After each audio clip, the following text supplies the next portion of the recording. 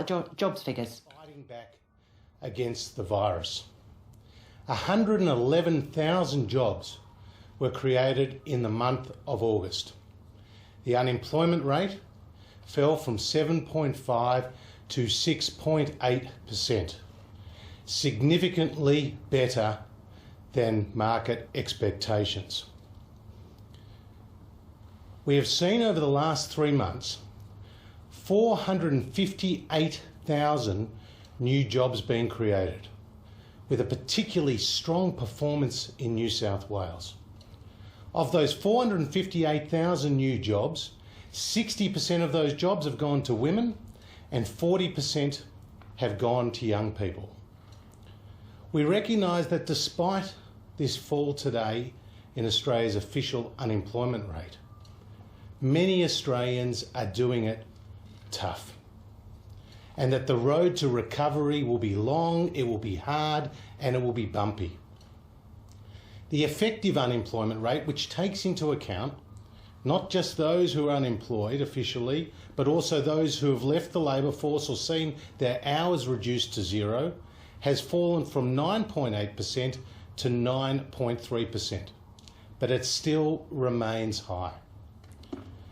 And the situation in my state of Victoria remains very, very difficult and challenging.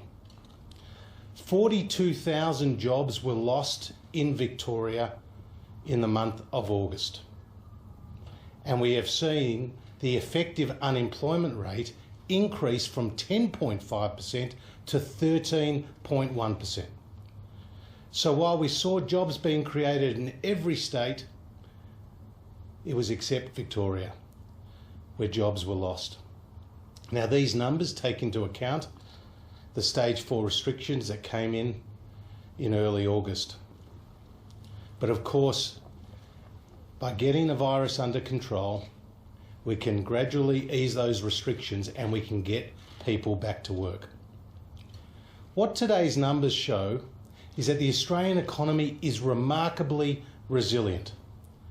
Overnight, the OECD upgraded its forecasts for the Australian economy for this calendar year. And while we saw a significant fall in GDP in the June quarter of 7% here in Australia, this compares to a fall of more than 20% in the United Kingdom, a fall of around 14% in France, and we've just heard from New Zealand where their fall in the June quarter has been more than 12%. What these numbers show is that our JobMaker plan is working. Our focus is firmly on the budget. The next stage of our JobMaker plan as part of our economic recovery to rebuild our economy from the single largest economic shock that Australia has seen since the Great Depression. Are there any questions? Treasurer, how does the fall in the unemployment rate change the urgency for industrial relations reform that your government is having as a top priority? It's an absolutely key focus for us, getting more flexibility into the labour market, and as you'll be aware, through the JobKeeper changes that we introduced, we also brought with it more flexibility into the labour market, which was important around duties, around hours, around location of work. That's been really important to those businesses that have benefited from JobKeeper. We're obviously focused on reform in those 5 areas that have been outlined, including around compliance, casuals, simplification of awards and the like. That work is being undertaken right now. There's been numerous meetings between business and employer groups, as well as employee representative groups. Hopefully that will produce some positive outcomes, and that work is still in progress. Treasurer, can the headline figure of 6.8% be believed? Well, certainly it's a fall in our official unemployment rate, and these numbers are encouraging, Andrew. But we're also focused on the effective unemployment rate. Now that remains at 9.3%, a higher rate because it takes into account those who have left the labour force as well as those who are on 0 hours. But what you can take from these numbers is that more people are getting back into work. 111,000 have got into a job in the month of August, significantly better than market expectations. Is it brighter sparks than me have suggested that it's because some sole traders have redefined themselves, got themselves an ABN, and that they're now under the protection of JobKeeper? Is that reflected in the 110,000? Sole traders are coming back to work and doing better, but it's across the economy that we're starting to see improvements. Yeah. Treasurer, there's been the fall in unemployment rate in Queensland and Western Australia is almost twice what it was nationally. Doesn't this show that despite the disruptions from borders being closed, it has had a beneficial effect for Queenslanders and Western Australians finding jobs? Well, I'd point you to New South Wales, where the unemployment rate is below that national average at 6.7%. And it's significantly below where it is in Western Australia, I think it's at 7, and Queensland, which is, I think it's 7.5.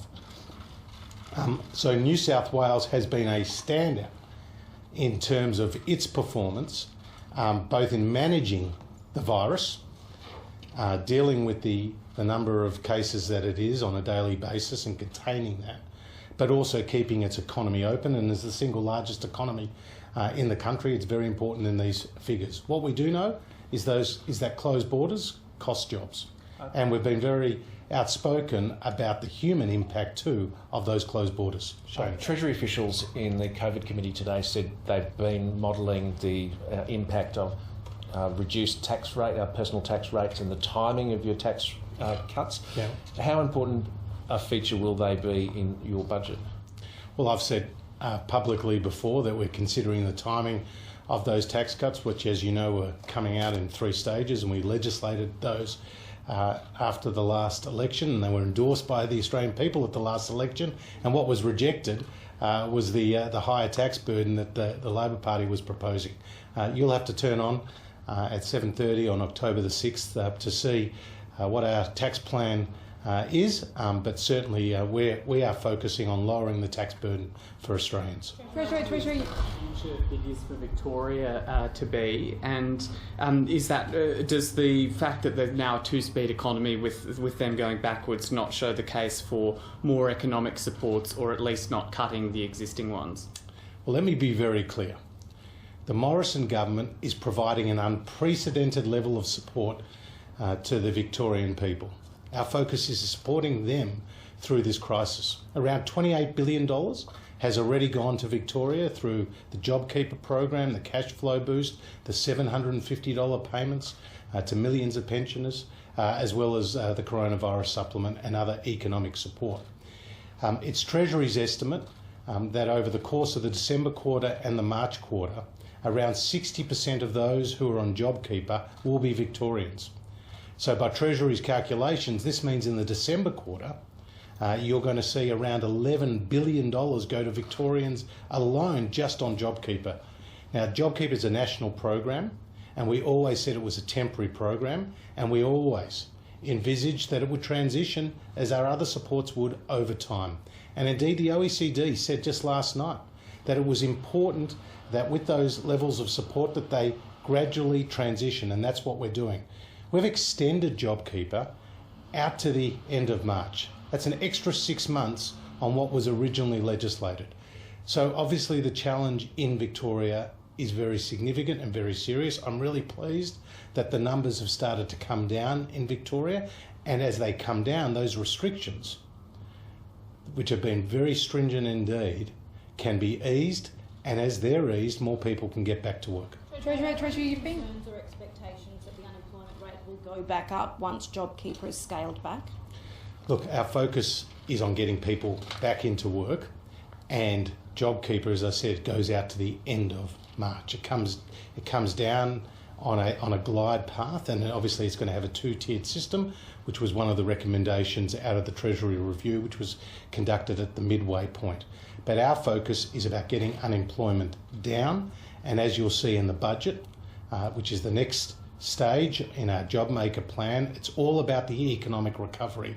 What we really want to prevent is the scarring effect, which economists use regularly when it comes to situations like this COVID-induced recession, where we want to prevent the situation where people stay unemployed for longer than they have to. And there are many ways to get people back to work. One has been to boost aggregate demand, and you've seen that with our housing package. You've seen that with our infrastructure plans, where we've brought forward nearly $10 billion worth of spending. You've seen it with the supports that we're providing to the aviation sector, the tourism sector and the like. But the other way is to engage in getting more flexibility in our labour market, cutting red tape, focusing on skills, making it easier to do business, and that will be a real focus in our budget. Treasury, you've had a fair bit to say about the Victorian roadmap in the past. Given the numbers are now coming down and it's looking a bit better, what would you expect the Victorian government to be doing? Would you like to see them ease restrictions sooner, and have they been receptive to your suggestions so far? Well, we've communicated to them some suggestions about the easing of restrictions and how they could do that, and obviously, I maintain an open line of communication with my counterpart in Victoria, Tim Pallas, and we continue to talk. Obviously, these are the sort of matters that will also be discussed in terms of the broader recovery at National Cabinet this Friday. But when it comes to Victoria, business has been very outspoken. Business has called for an easing of those restrictions and more flexibility, and I would welcome that from the Victorian government. Treasurer, what's your reaction to the Fin Review story this morning that the BCA and Sally McManus have struck a deal on industrial relations reform involving the boot?